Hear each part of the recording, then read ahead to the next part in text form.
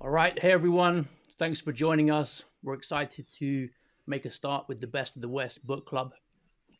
And quick introduction to who we are and why we're doing this. So, both of us used to work in academia. Dr. Robillard was teaching at Oxford as part of his philosophy PhD, and I was teaching at Eton College. And then, as a result of some of the I would say similarities between what Havel outlines in this essay that we're going to be exploring today and what we encountered in our workplaces.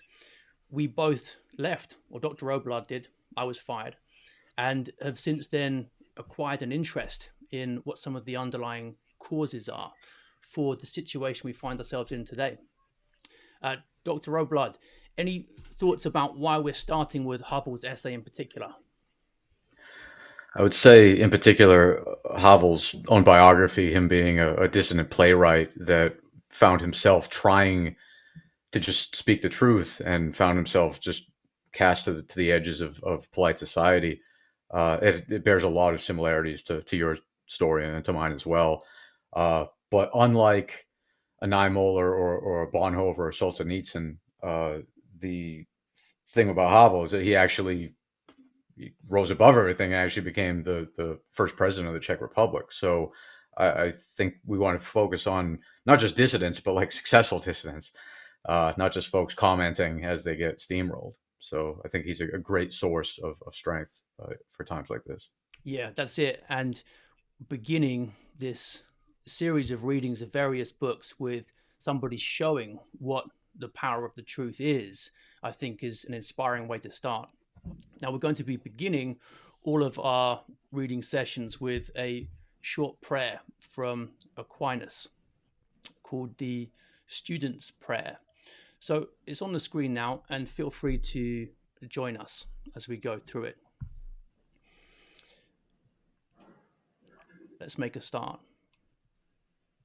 Come, Holy Spirit, divine creator, true source True of light source of and light fountain and of fountain wisdom, of wisdom, pour forth pour your forth your brilliance brilliance upon my dense upon my intellect. dense intellect, Dissipate the dissipate darkness the darkness which covers me, which covers me, that of sin that of sin and of ignorance. and of ignorance. Grant me a Grant penetrating me a mind penetrating mind to to understand, understand, a retentive memory, attentive memory, method and ease in method and learning, ease in learning, the the lucidity to lucidity to comprehend, comprehend, and abundant and grace abundant grace in expressing in myself. expressing myself. Guide the beginning of Guide my the work, beginning of my work, direct its direct progress, its progress, and bring it to bring it successful to completion. successful completion. This I ask This through I Jesus ask for Christ, Jesus Christ, true God true and true God man, and true man, living and living reigning and with reigning you with and you the and the Father, Father, forever and ever. forever and ever. Amen. Amen. Now, what do we mean by the power of the powerless? Havel starts with a definition of dissidence as citizens outside the power establishment. And the core question is, can they actually change anything? So, by that definition, you are a dissident, Dr. Robillard, and so am I, and so are many people who are still working within the power establishments. People at Mhm. universities, in schools, in corporations who feel powerless to change anything going on around them. You can be employed Mhm. by these places and yet still be outside them. Yes. Yeah, that is the peculiar existential situation. For yeah, you can be dependent on these systems, but and be wholly against them internally. Well, that's how it works, isn't it? If you're dependent on them, you feel like you can't challenge them and you'll be willing to do anything to keep whatever it is you need from them. Right. Right. So, what's the main problem here then? Is it as simple as cowardice? I think it's probably a combination of things: cowardice, acrasia, lack of willpower, ignorance. Though I think the appeal to ignorance is getting increasingly diminished. Though I mean, these are some things that people could have claimed ignorance of in the past. I mean, now it's so you're being hammered over the head in so many instances. I don't think folks can claim ignorance of the situation anymore. Yeah, plenty of cautionary tales around for people to learn from. Although one thing I think people might still be ignorant of is what to do. So if you do want to do something, what works and what kind of small steps can you take that are within your power? And that, for Mhm. me anyway, is why Havel's approach is attractive, because anybody can do it. You don't need massive funds, you don't need massive support organizations. It's just about changing the way you live in whatever confronts you day to day. Certainly, yeah. I think it's changing the way that you live and also changing one's inner orientation to the world, and carving out a space internally that is not corrupted by whatever external circumstances one happens to be in. Yeah. And the realization that you as an individual have more power than you might have imagined. Now, before we get into what Havel outlines and why, let's look at a couple of foundational concepts that he himself absorbed from Patoka, another thinker on this topic. And he had a particular view on the impact of technocracy on personality. And one concept that I found really disturbing was that he argued that totalitarian systems are a convex mirror of all modern civilization. So this is like a mirror that magnifies. So the idea here is that when we look at a totalitarian system, it has brought to full fruition the seeds of something that are already present there, right in the bed of modern civilization. So I suppose what we're starting with here is, what do we mean by modern civilization? And for most people, that begins with the Enlightenment, because before that, Mhm. just the Dark Ages and dragons and superstition, right? It's not civilized at all. Right, right. So, And also the as we've talked about in other conversations, an assumed fact value distinction that we inherit in modernity as well, which is it's not clear that divide is actually real. yeah, But what do you mean by that's that? part of the human. Yeah, fact value So distinction.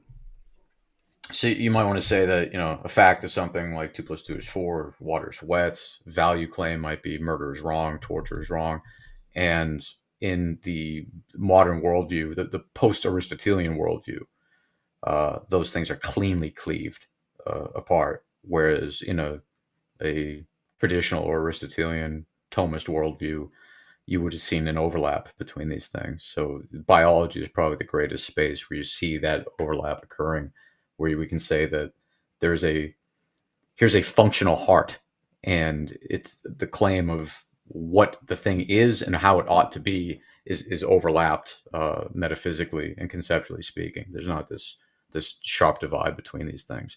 What something is and what it ought to be is in line.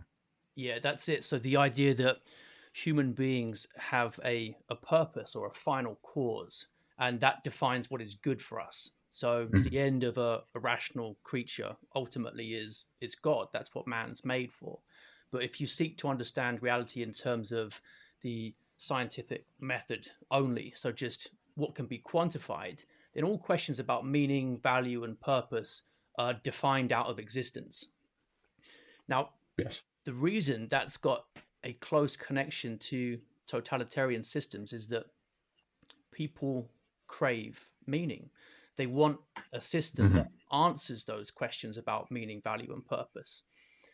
And if they are left cut away from those, divorced from them, then the longing becomes more intense. So, an ideology like this comes along and provides all the answers, which we'll get into a bit later. Hmm. So, we're facing then a global crisis. The totalitarian systems are the avant garde of the crisis of modernity. Now, these guys were writing this a few decades ago now, and I think the Hmm. situation has only worsened since then. Would you agree?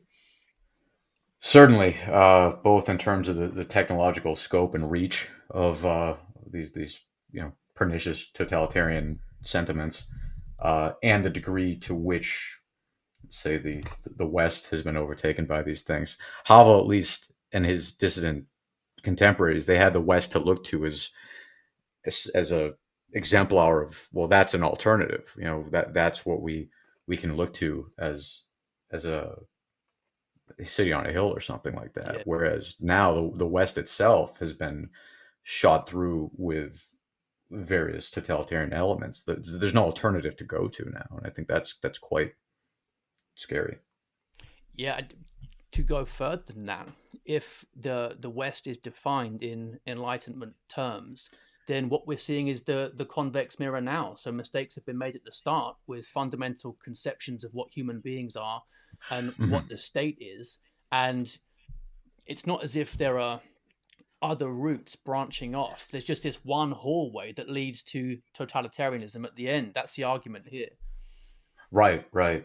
The other main difference too, I think, is that Havel and Pataka and company, who all signed the Charter 77, their language to justify Charter 77 was an appeal to the UN and to human rights law in the UN. And now that seems to be co-opted, or those are the institutional instruments that are being used to clamp down on things like faith, family, flag. So there's not there's not a comparable institutional set of tools that whatever Christian or conservative dissidents can appeal to in the way that Havel could. Yeah, that's a The profound UN's not going to UN's not going to come and save you.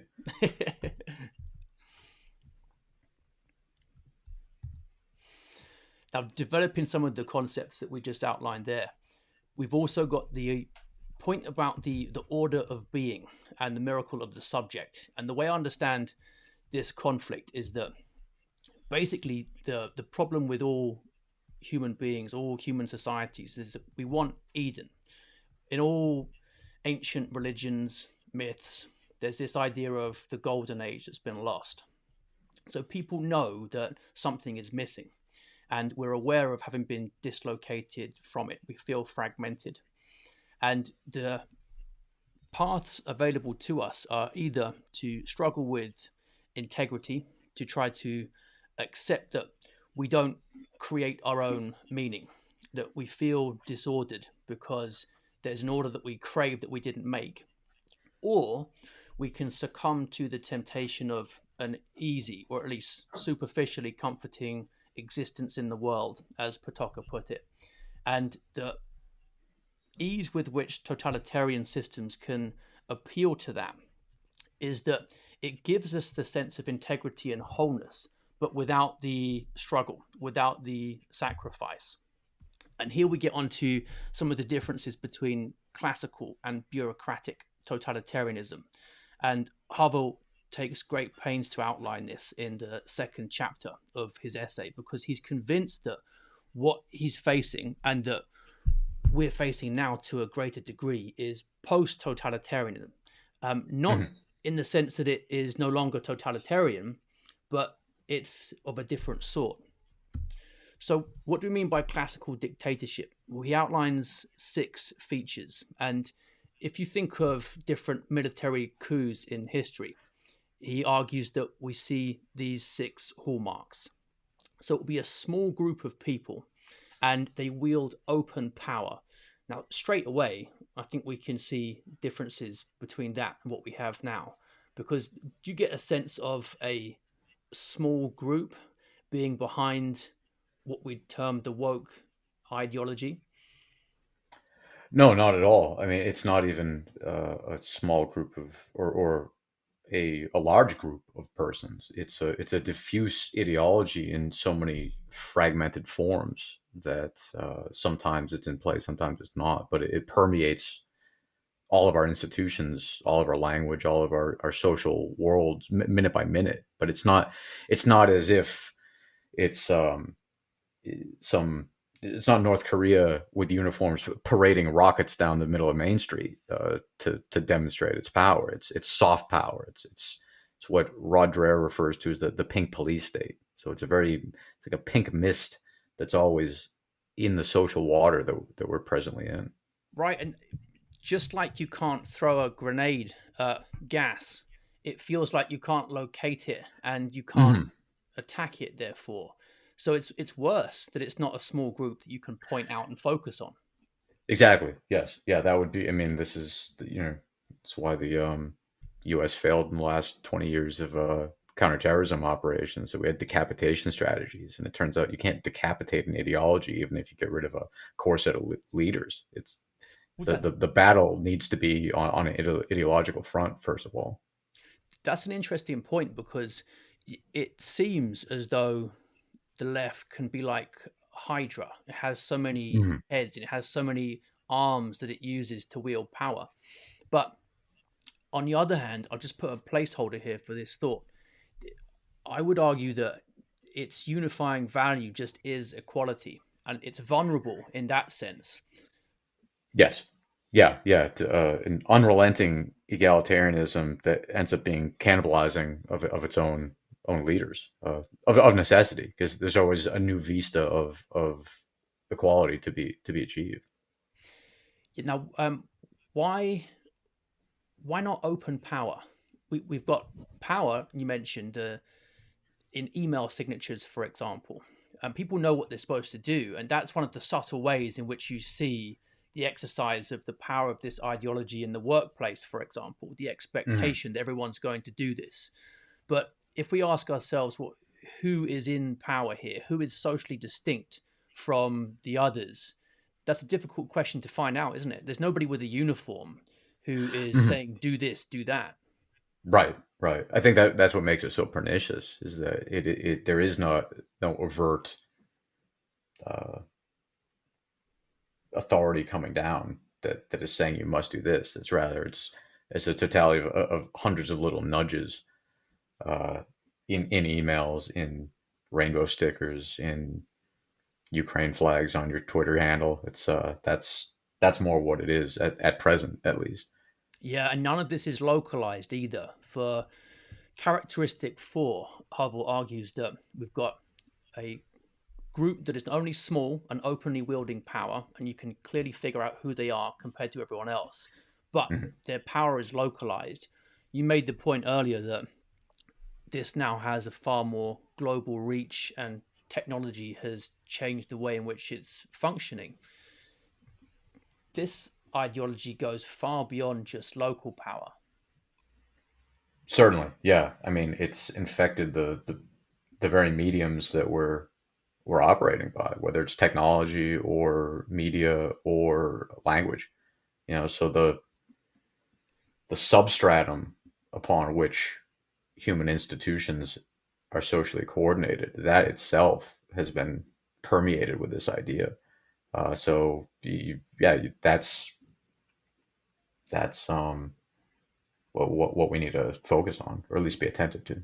Yeah, I mean, a good example of that as well would be social media algorithms and the idea Yes. of shadow banning. So that the Hmm. substratum that you mentioned, it's gone to the foundation, Yes.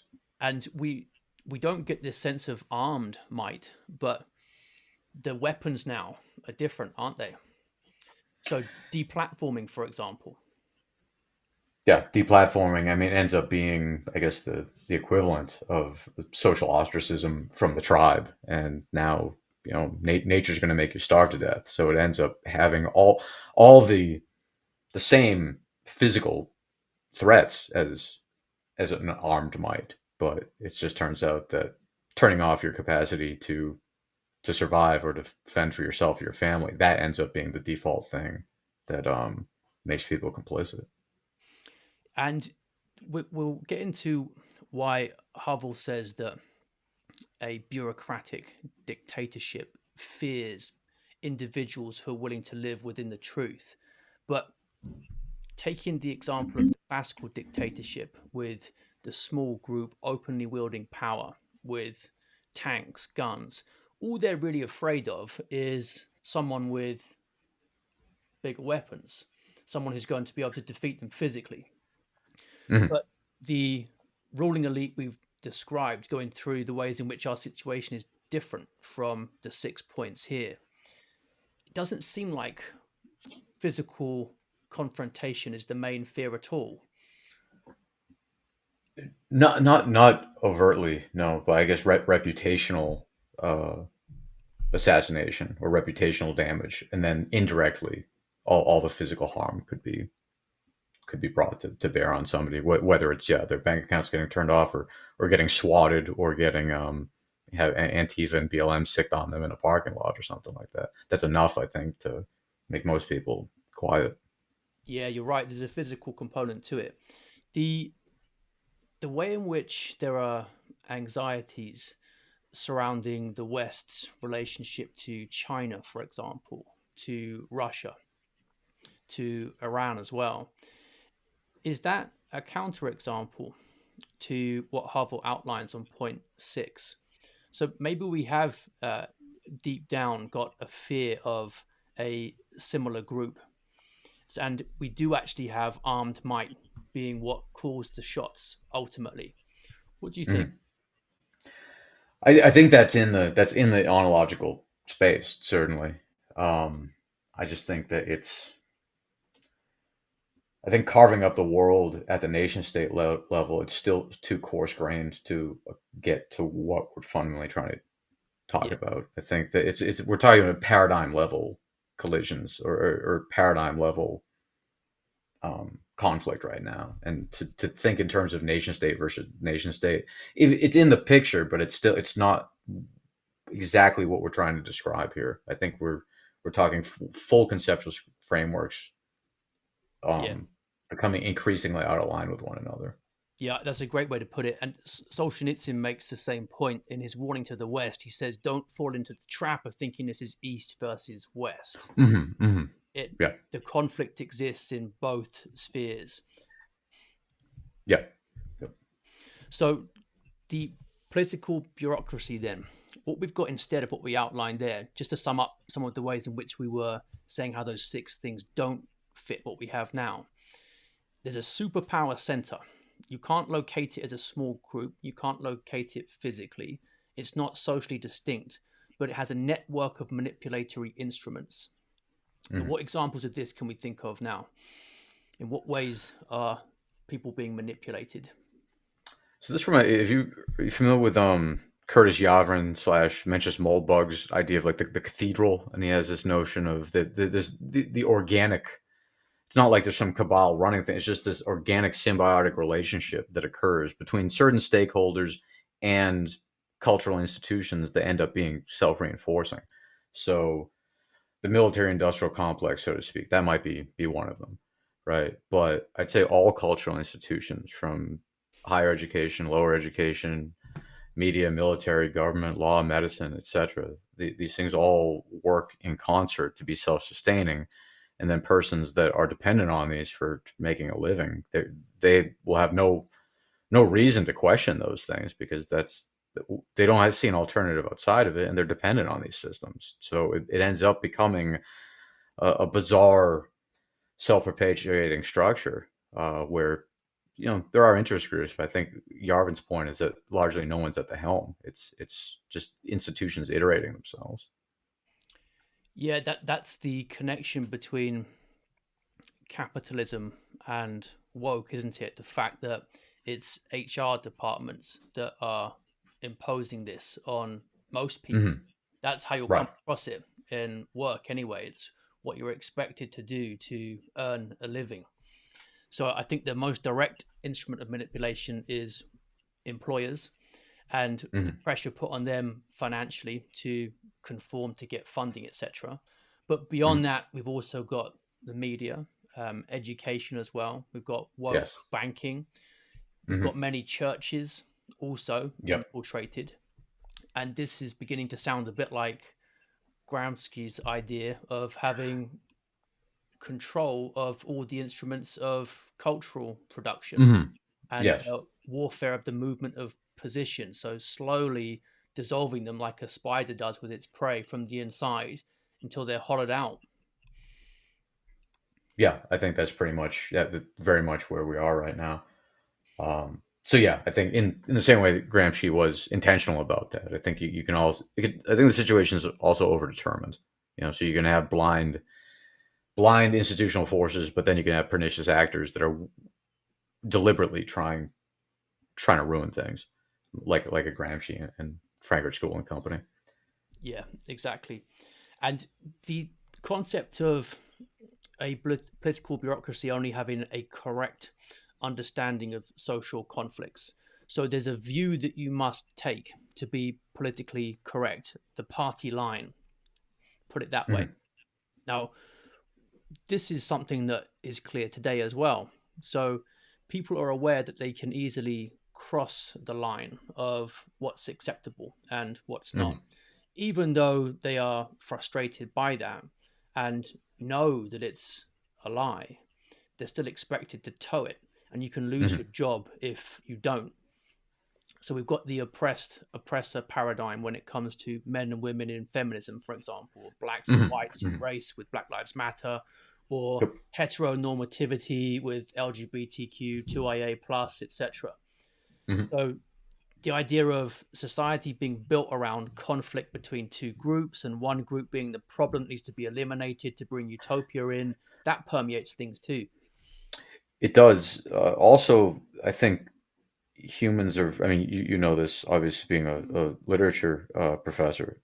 Humans think a lot in terms of narrative, and we're very simple in that way. And we think a lot in terms of narrative structure. So if somebody can claim to be the underdog or be in support of the underdog, then who doesn't like a good underdog story? Who doesn't feel sympathy for the underdog trying to beat the bully? So much of, as much as we have these really high church technical isms with all these moving parts, at the end of the day, I think a lot of these political ideologies boil down to this narrative structure of who can help themselves to being the underdog, punching upward, speaking truth to power, and then anyone in a state of defense is now can be cast as punching down or oppressing, and everything else ends up almost subordinating itself to that very simple underdog narrative. Yeah, another way to put that is that kindness, um, defined as just being nice to people, trumps truth. So if Hmm. you say Hmm. something true, but it is offensive or upsetting as truth often is, hence the saying truth hurts, then Right, right. you're a bad person. But Yes. kindness is always correct because Hmm. that's the only priority. Yeah, who's going to be anti-kindness? Who's going to be anti-peace and love? Yeah, I mean that's as long, yeah, if you can couch things in those terms as well, then there's a lot of mileage to that language. Yeah, it's rhetorically so efficient as a Trojan horse. Yes.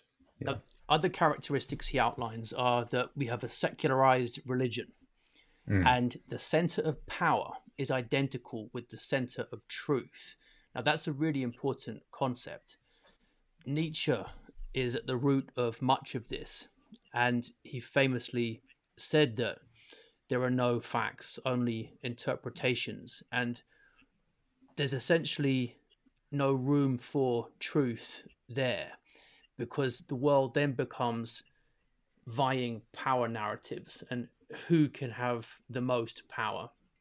Mhm. So the more this ideology advances, the more it gets to determine what truth is without even believing in truth.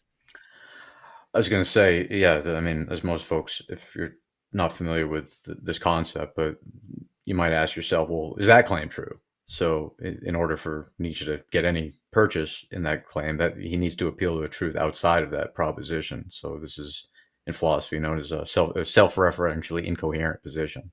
So, any of the relativists, be it Nietzsche or the postmodernists, their project's a non-starter the second they say something like that. So, just something to note, put away in your kit bag if you're ever in an argument like that. We've got a couple of questions coming in that we'll just get to before we move on. Mhm. So, one we had is if a totalitarian system is a convex mirror, what kind of mirror would Havel's post totalitarian system be? Well, when he says post totalitarian, he still means it's totalitarian. It's just magnifying um, the tendencies of modern society, but in a different way. It's what we're describing right now, the bureaucratic dictatorship. That's still highlighting the same things that the classical dictatorship does. It's just doing it in a different way. And then we've got Dugin speaks of a fourth political theory that rejects liberalism, communism, and fascism, but takes elements of each that are useful. He also points towards a great awakening, an international phenomenon of citizens of the world becoming aware of this encroaching global totalitarianism. Do you think such a position could emerge? Are all positions destined to pave a path to suffering due to our fallen nature? Do you want to take a stab at that one first? So the little that I know about Dugin, it sounds like he's trying to rehabilitate Heidegger's notion of Dasein, and that's going to carve space for some political fourth position that's neither fascism nor classical liberalism nor communism. Um, I'm not sure the the extent to which um, that works. I mean, I think I've tried my best to understand Heidegger and Dasein and all this stuff, and it still I can't make heads or tails of it. I think that it's a lot of obscurantism and a lot of imprecise language that sounds like it's doing a lot of work, but it really isn't. And then when you try to contest that, people go, "Well, you just need to read more Heidegger." And okay, fine, I guess I haven't read enough Heidegger.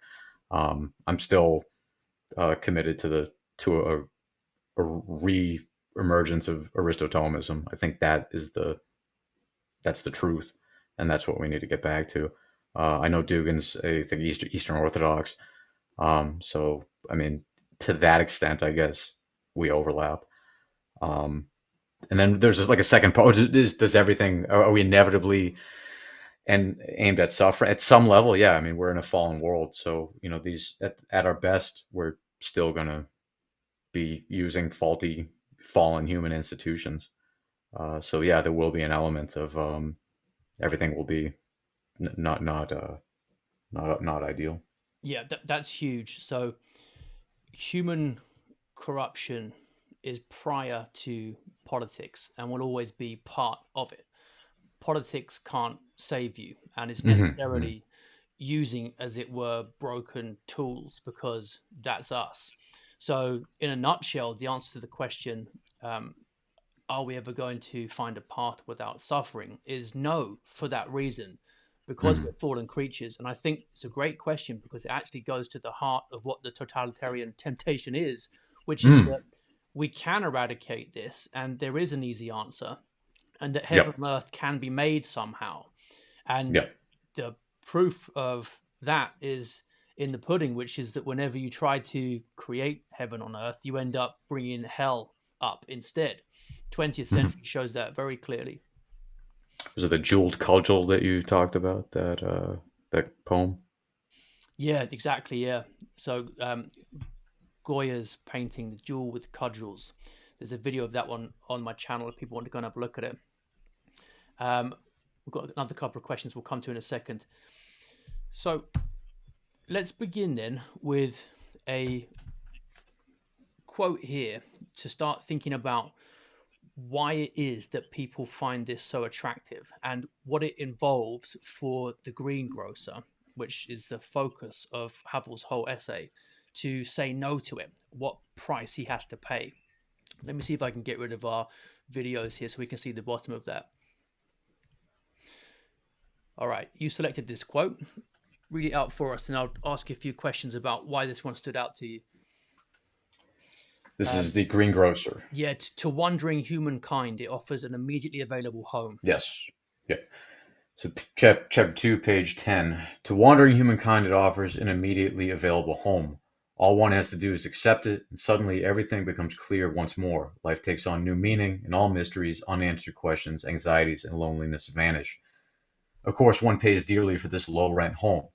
The price is abdication of one's own reason, conscience, and responsibility. For an essential aspect of this ideology is the consignment of reason and conscience to a higher authority. What stood out for you here? To me, in particular, it's the that last line about the consignment of reason and conscience to a higher authority, and I think you see this in particular with the pronoun stuff. I think is the highlight of this, but you see other versions of this, whether it's bowing to COVID mask mandates or vaccines or whatever else. But I think the pronoun LGBT stuff is clearest because one can't, of their own reason and conscience, utter the phrase, well, men can't get pregnant. They have to check in with the party. They have to go, well, what are my beliefs now? I don't know. I don't know what my beliefs are. I can't reason of my own first principles anything. I have to check in with what does this definition mean now? Well, that doesn't make any sense to me. It doesn't matter. The party will call you a bigot. Okay, well, I'm not a bigot. I'm not a heretic. And now I need to update my beliefs again and again and again. So there's this complete cutting off of one's own capacity to reason and to have their own conscience. They always have to seek a higher authority to update their beliefs. What's the attraction of this, though? Because that sounds terrible. It sounds degrading. Yeah, I think so. Ultimately, it is. It's degrading. It's a complete collapse of dignity and of reason and rationality. But it keeps you safe. You will live a life unmolested from the mob, and until you're not useful anymore. Then it might actually catch up to you. But that, which tends to be the case in all these systems. Appeasement doesn't even work. It just delays the inevitable. Yeah, And the then point you made you die a coward anyways. Yeah, that's it. The point you made to Tucker in your interview that played before this, exactly. Yeah. This passage here, though, it's not just talking about the practical short-term benefits of keeping a job, for example. There's something more existential going on with everything becoming clear and life taking on a new meaning. That comes back to the fact value divorce at the heart of the Enlightenment vision of the modern world that we mentioned earlier. So people are craving answers. They're craving that reconnection to order somehow. And here we have a system that offers that. It does.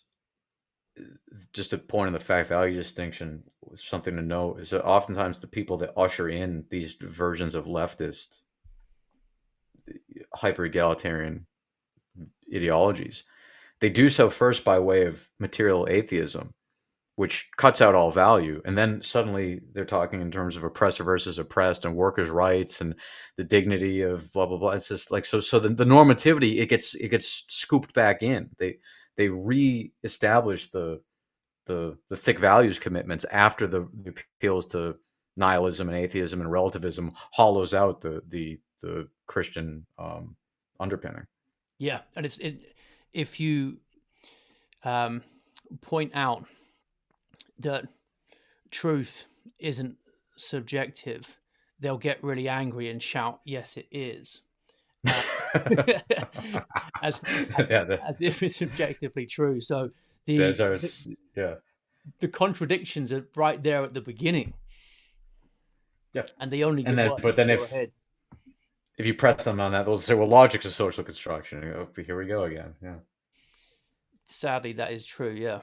So we've got then something which is giving answers to deep questions and has more than just pragmatic appeal. It's got although they wouldn't describe it as such, a spiritual appeal as a surrogate religion without too much suffering involved, conveniently. Right, yeah. But yeah, there's secular original sin, there's atonement rituals, public atonement rituals, there's a group, there's an enemy, there's a purpose, there's a telos that gets built back in. Yep. Yeah. Heretics, and you've got schism as well. So it behaves in many ways like a religion does. Yes, certainly. And the goal is the manipulation of day-to-day existence. And I think the most disturbing thing about it, just to come back to that convex mirror idea, is that we've got just another form of the consumer and industrial society. Now, why is this? Well, both of these things are about basically material comfort and convenience with the consumerism. So people will go along with things if it helps them to get paid more, for example. So money being the supreme value, the market being the dominant institution. We talked about the connection between woke corporations and capitalism. And then industrial society has as its basic unit the atomized worker. This is why, really interestingly, divorce goes up so much in post-industrial societies, because people aren't dependent on each other and on the land. They've got a vision of themselves as being more autonomous and able to walk away from things. So the family is threatened by that fragmentation. And that's one Hmm. of the ways in which nihilism comes in. And people seek some kind of system to give them back the security that they've lost. Hmm. So those are the ways in which political bureaucracy is different from classical. Now, let's get on to the greengrocer's sign, the most exciting bit of the essay and the reason it's famous. And Hmm. this Hmm. is really about how a small act can have tremendous significance in both ways. So the regime asking somebody to do it, and also somebody making the small decision not to do it. Hmm. You selected this one again. Take us through this. All right. This is chapter 3, page 15, explaining the greengrocer's sign and what's kind of really going on existentially and metaphysically under the hood. The slogan is really a sign, and as such, it contains a subliminal but very definite message. Verbally, it might be expressed this way: I, the greengrocer XY, live here, and I know what I must do. I behave in the manner expected of me. I can be depended upon and beyond reproach. I am obedient, and therefore I have the right to be left in peace.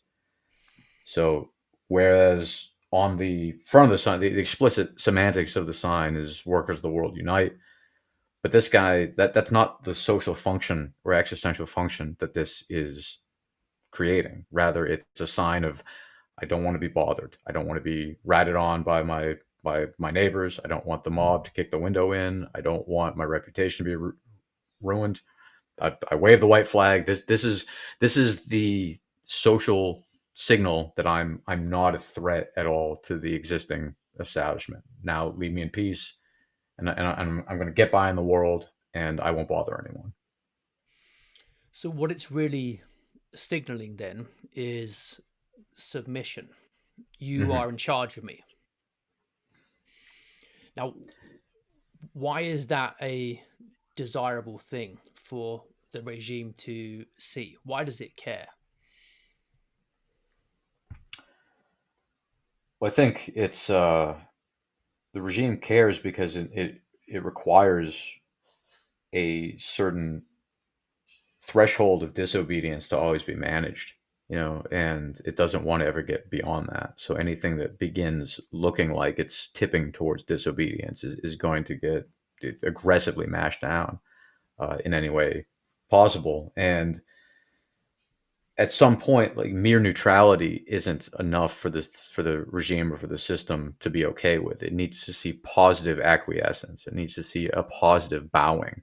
So this is where you see language like Ibram X. Kendi saying it's no longer good enough to be a mere non-racist. You must signal that you're an active anti-racist.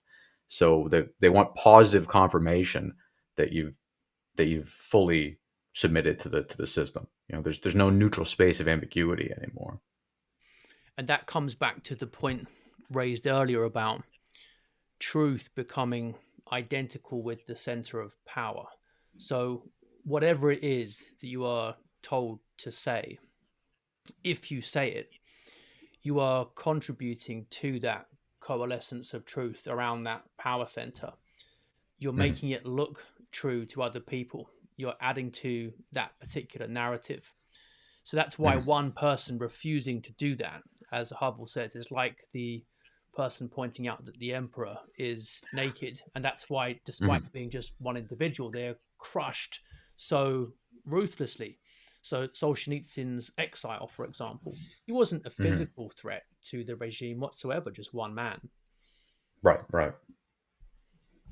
Yeah, yeah. Well, I mean, I guess the danger is that true ideas have a danger po- um, populating or iterating through a populace. So that's the real danger. You don't want other people to get a spine too. So that stuff needs to get aggressively censored. Yeah, that's a good point. Courage and cowardice can both be contagious. I mean, the famous example of Hmm. that Hmm. most of us saw as kids is in the I am Spartacus moment in the film. Hmm. Hmm. So we've got Yeah. one person deciding to stand up, and then other people do as well. Questions just come in. Is it that without culture, you need expressed conformity to the regime for trust from your fellows? That it's not just you're not conforming, you are a real active threat. So the idea of lacking a culture and therefore needing to have expressed conformity is an interesting one, I think. If what you mean by no culture is that people have been deracinated and they're looking, that means uprooted, severed from their traditions, and therefore they're seeking for some kind of meaning or system to feel secure within, and this is Hmm. what's being offered to them, then it comes back to the idea we had of the punishment of the heretics or the people who won't go along. Hmm. Hmm. Yeah, it's probably both motivations. I hadn't thought about that. Yeah, that maybe sometimes people like consciously or subconsciously they're just seeking community and absence of actual culture, the ideology and a cohort of ideologues satisfy a lot of that sense of belonging, sense of a group. And then any challenge to that narrative becomes a threat. But the way Mm. in which people accept the ideology, we talked about degradation earlier. Havel makes the point that it's not done in a way that is explicitly degrading. Instead, it is cloaked. It conceals Mm. the low Hmm. foundations of his obedience. It also conceals the low foundations of power. And we've got this concept of the facade. Now, Hmm. what do we mean by the low foundations? We mentioned a little bit of it earlier. It's just showing submission, but people don't like to do that.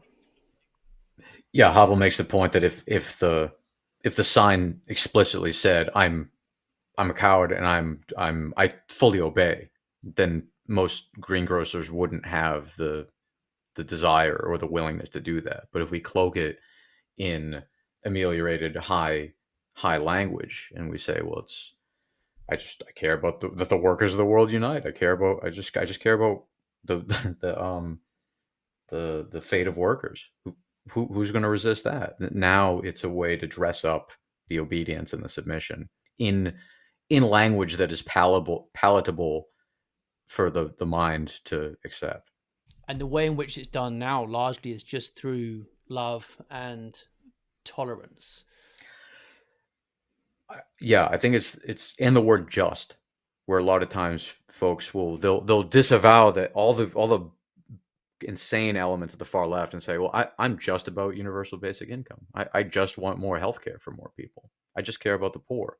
And that's a mental way to put up a firewall and to help one sleep well at night, uh, by thinking that they can kind of cleave one little area of the suite of ideas from the rest of it Yeah. that they're complicit in. And not only do they just want that, but if you disagree, you are just a bigot or you're just a bad Mhm, person. mhm, That mhm. becomes the dividing line, which is the point about the correct understanding of social conflicts from earlier. So there's a simplicity to it that also makes it very attractive. And it appeals to that idea of there being a clear cut division between the good guys and the bad guys out there. And you've got this one issue that can make the distinction rather than the truth of the matter, which is that the line runs through the human heart, which is Mhm, Solzhenitsyn's point about it not being east and west, not so much good people, bad people, but it being a mingling of the two within each of us. mhm. Yes. Why the low foundations of power, though? In what way does this conceal the low foundations of the regime's power? So we've got the low foundations of obedience being cloaked in language of aspirations to kindness, to tolerance. But how does the Mhm, sign help to cloak the low foundations of the regime's power? mhm.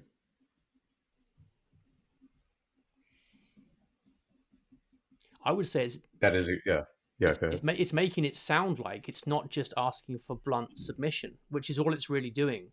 We made the point Right. earlier. Yeah. The Yeah. sign itself doesn't matter. It's just that you're willing to submit, and that's all the regime really wants to see from you. That's what its power consists in. Yes. Yes. This brings to mind. You mentioned the Vlad the Impaler story. Can you Oh, the mention golden that? I think cuff. that's okay. Yeah, Yeah. yeah. That does illustrate the point nicely. Yeah, thanks for bringing that up. So the legend has it that he had a golden cuff that he would leave unguarded in the town square, and the reason it was unguarded is that he knew nobody would dare to steal it. And the longer it was there, the more people saw that the whole community was cowed, that they were intimidated. And that is what was the foundation, the low foundation of power, ultimately fear. Mm-hmm. Now, Yeah. I don't think we see anything um, quite as straightforward as that. I think I can see how being made to say that trans women are real women, for example, works in the Mm-hmm. same Mm-hmm. way. So it's almost Yep. like a public display, like the greengrocer's sign that you have Mm-hmm. submitted, but it's less naked than the golden cuff as a display of power because it's still cloaked in the idea of kindness, love, and tolerance, and just Mm-hmm. letting people Right. be free to live their lives in their own way. So there are parallels, Yeah. but I think what we've got now is more insidious. Yes. Yeah. The golden calf. It's a naked demonstration of I dare you to take it. Whereas the greengrocer sign and putting up the LGBT flag can be plausibly couched as, oh, this is just being kind to people, just Yeah, looking out for everybody's interest. Yeah. right. Yeah. So yeah, Yeah. I guess there is a distinction there. Yeah. Although I think the fear is still there. So people are still afraid of what happens if they don't say that trans women are women. Yep. And it's also in both instances it's a vulgar display of power, right? You look at something like drag queen story hour. It's a vulgar display of power where there's just, we're going to do this in your public library, and you're not going to do anything to stop it. Yeah, that's a good connection. So basically, and what now? What are you going to do about it? Yep. Yeah. Nothing. So it's a in both cases it's a sneer. Just Yeah. one of them it's a half sneer, half smile, which almost makes it worse. Yes. Now this brings us onto the concept of speciousness. Specious deriving from the Latin meaning good looking, beautiful, or fair. Ideology is a specious way of relating to the world. And I guess this explains why so many people find it attractive because, as we've said a couple of times, it sounds so good. When you read these diversity policies, the language is about compassion for people. And Hmm. even I sometimes, looking at the rhetoric, feel like, do I really disagree with this? This sounds like Right. it's got Right. many similarities to Christian ethics, for example. Certainly. Yeah. Yeah. It's all very much cloaked in Christian love thy neighbor, demonstrate compassion for other persons. Uh, yeah, it's very appealing in that surface reading of things. I think that's how you end up with something like woke churches or uh, liberation theology to begin with, where there's an element of Christianity that opens a gate for these radical egalitarian elements to creep in and then take the entire thing over, and then wear your church as its skin. Yeah, it's but it is a Trojan horse ultimately, isn't it? It's a mistake to think that it really is beautiful, fair. It only Hmm. looks good. And what is it that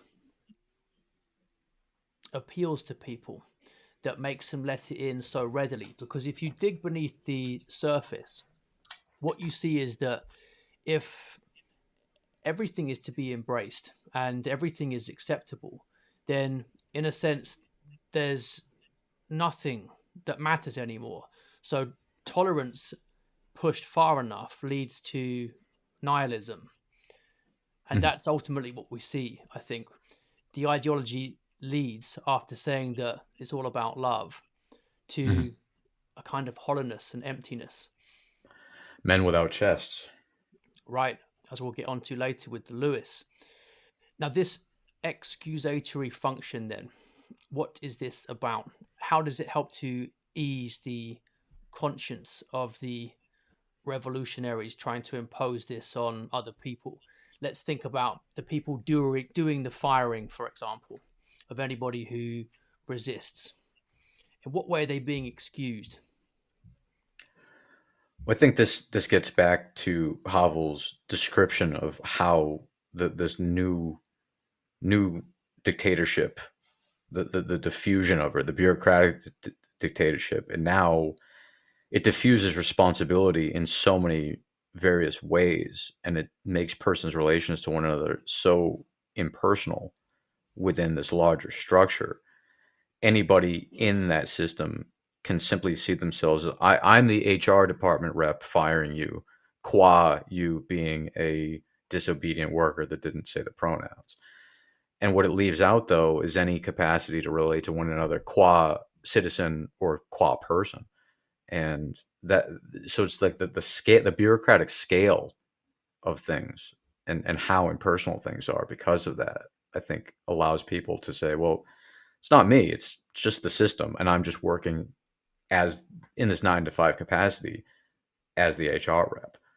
And, you can see instances like Browning's Ordinary Persons, where the Polish police battalion that got co-opted into the final solution, that was their justification. I'm just doing this thing. I'm just doing that thing. It's the system. It's not me. And it's a radical abdication of any type of personal agency or responsibility. And the other point about how this works is that it's your fault for making me do this. You're Mm. the bad person. If only Right, you had gone right. along with it, then Mm-hmm. this wouldn't have happened. So you get some of the Nazi concentration camp guards weeping over what the Jews have made them do to them. Mm-hmm. So you're standing in the way of this golden, shining society being ushered in. And that is the ultimate excuse. So Yep. the executioner, in that sense, becomes the victim. Mm-hmm. Mm-hmm. Yeah. And the purge is done for good reasons in that sense. Mm-hmm. And that's, I suppose, the main route, isn't it? That the road to hell is paved with good intentions, as William Blake put it. That Mm-hmm. is the ultimate excusatory function of this. So if you say that the Marxist paradise wasn't brought in despite 100 million eggs being smashed, people have said, well, maybe 200 million would have done it. Right. Yeah. Yeah. Yeah. There's it's always unfalsifiable as to why the utopia was never achieved, and yeah, just more. No amount would be. That wasn't real Marxism. That wasn't real socialism. Yeah. I mean, it's unfalsifiable as to what would that be, and it's this horizon that they can never get to in principle, Right. And because this is we're in the, a fallen world. yeah, you made the point about the individual being able to blame the system. What we see consistently with any kind of totalitarian ideology trying to fix broken man, broken society, is that ultimately human beings don't fit into it. So it's the eradication of the individual entirely. And that is why we end in mass murder so often. It's like the Procrustean bed. This is the ideology that everyone's supposed to fit into, but broken human beings don't. Therefore, they have to be cut out of it. Yeah. Yeah.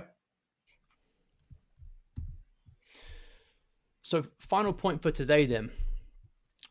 We've talked a lot about the function of ideology, and Havel has this great idea that it's like a bridge Mm. over which the regime approaches the people, and this is the important bit, the people approach the regime.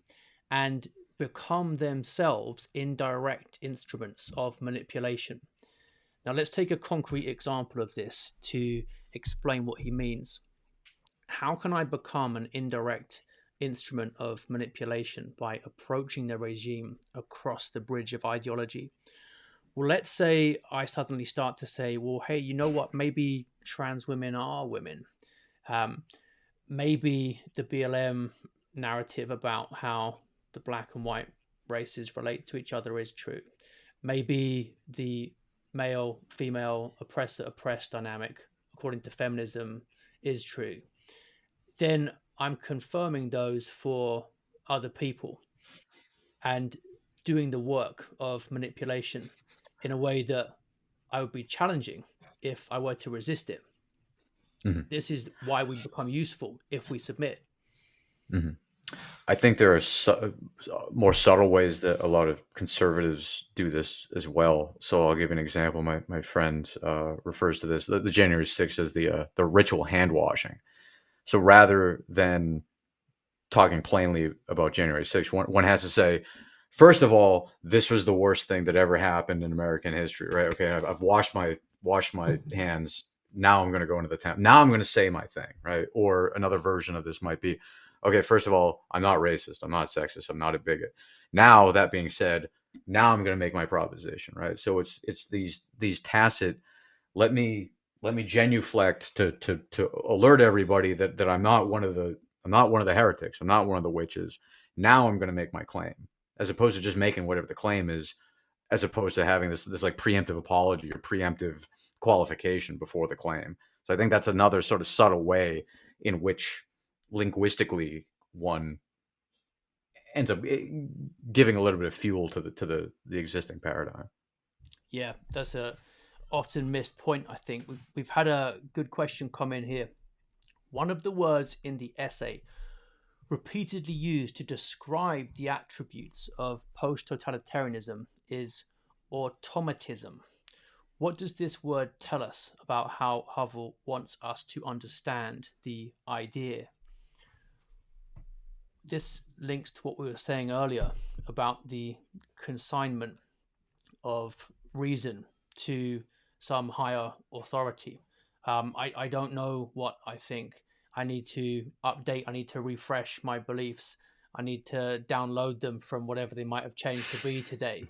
Mm-hmm. So you become an automaton in that sense, in that you are now merely a part of a machine that functions to benefit you only to the extent that you serve it.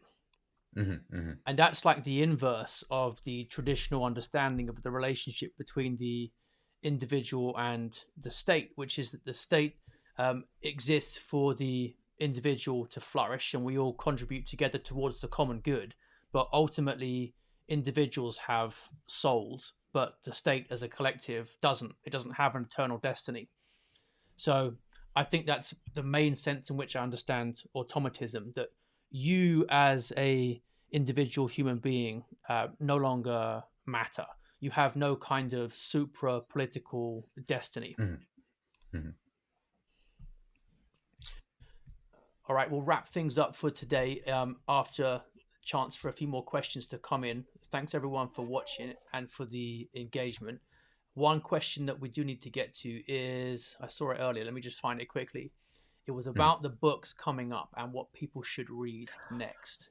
So Right. Yep. we've got another couple of sessions on Havel to go through some of the concepts he outlines at the end of the essay.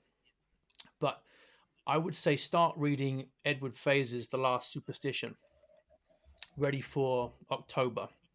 Mm-hmm. That might run into um, November as well. It's a long, dense book, and so much of what it outlines is very important for what's going to underpin the other books on the course as well.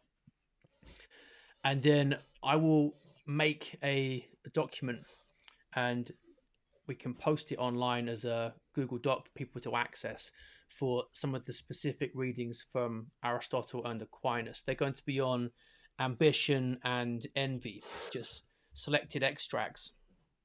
Same for Nietzsche as well. So you won't be able to find those in a particular book, but I'll put together a booklet for you. And after the phaser, we are getting into, let me just double check, Plato's Republic. So book 8 and then first part of book 9. And then if you want to get further ahead for December, Timothy Gordon's The Case for Patriarchy. So that will set you up for the next couple of months. Hopefully that answers that question. Let me know if not. See if you've got any others coming in. So in particular for next week, what do we want them to be? 4, 5, 6, I guess? Yeah, 4, 5, 6, exactly. and then we'll have one more week on this, and then we'll have more of a Q&A session on the whole text, functioning as a bridge into the phaser, and then we'll get ready on some of the introductory concepts for that as well. Sounds good. All right, brilliant. Thanks so much for doing this. I enjoyed talking to you, and thanks everyone for watching as well and for the comments. Awesome. Thank you, man. Thanks everyone for tuning in. Great questions. All right. See you guys next week. Take care. Cool. Later.